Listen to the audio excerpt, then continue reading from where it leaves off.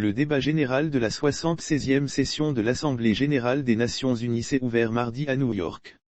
Le président Faure Gnassingbé n'a pas fait le déplacement cette année, mais il a adressé un message vidéo qui a été diffusé mercredi dans la soirée.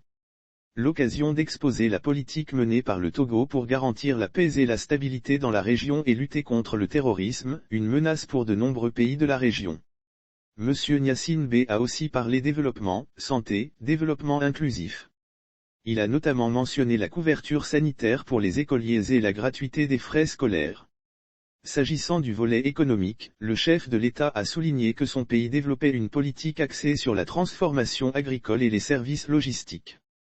Il a mentionné la création de la plateforme industrielle d'Adétikopé, PIA, qui s'inscrit dans cette stratégie.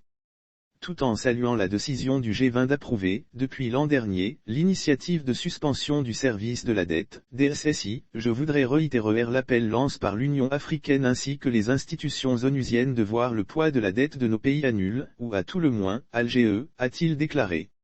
Le président togolais ne pouvait pas ne pas évoquer la crise sanitaire.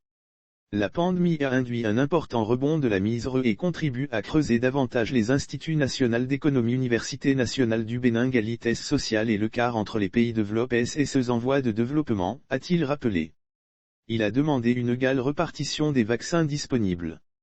Le chef de l'État togolais a achevé son intervention en indiquant qu'il était incompréhensible que à ce jour, près de 50% des contributions annoncées n'aient pas été de caisse et que la MINUSMA soit confrontée à des contraintes budgétaires pour assurer son soutien logistique au G5 Sahel.